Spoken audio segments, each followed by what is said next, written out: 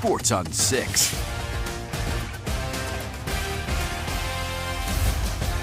48 teams across 6 classes descended on Lincoln for the girls' state basketball tournament. Tonight, only 12 remain. The semifinals are through. The championship matchups are set. Let's get into it. Starting off with a barn burner in Class B. Gretna East, last year's state runner-up, taking on top seed Norris to the wire.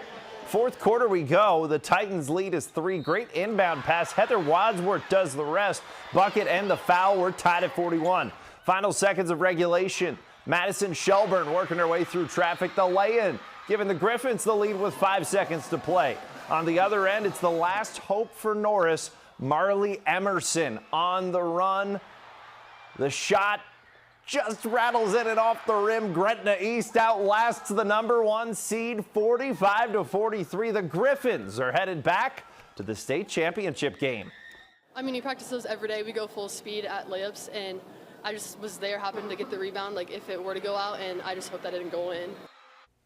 So who gets the Griffins? Lincoln Pius or Bennington? Let's find out. Badgers eyeing their first title game appearance since 2009. Fourth quarter, Pius up just 1. Harper Bohaboy drives past the double team. The Badgers take the lead by 2. The Bolts not going away, though. Omaha commit Ava Markowski dribbling around traffic.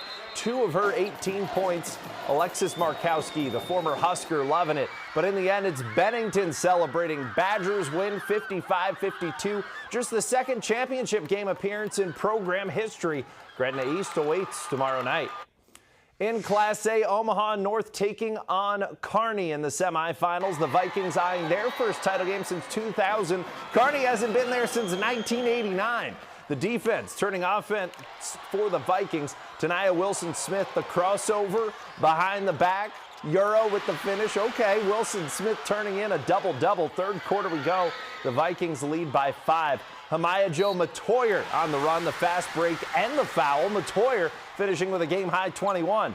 North holds off the Bearcats to seal the win 59-47. A little extracurriculars as well among assistant coaches in the handshake line. The Vikes moving on nonetheless to their first title game in 26 years. First half, we played to their level. We really didn't have our energy going. We went in the locker room. We all had to keep our composure, even though the refs was not on our side. Everybody just stayed focused, dialed in, communicated with each other, and that's what got us the win. North gets the winner of Millard West and Lincoln North Star. The 2-time defending champion Wildcats taking on top-seeded Lincoln North Star. First quarter, Millard West sends the ball to London Whitney, the sophomore, off the block. That's 2 of her team-high 11 points. Early lead for the Wildcats, but the Gators make their move in the second. That's KJ Pinchin, corner 3. All 14 of her points coming in the first half. The Gators go up 9 at the break. They roll from there, moving on to the Class A title game, 46-31. Fort Calhoun's Cinderella run ends in the C1 semifinals. Malcolm wins 72-59. And the C2 championship game is set. Pender tops UTAN. Elkhorn Valley defeats Guardian Angels Central Catholic. And for just their second time as a D1 co-op, Howells Dodge is headed to the title game. The Jaguars handling Elm Creek 44.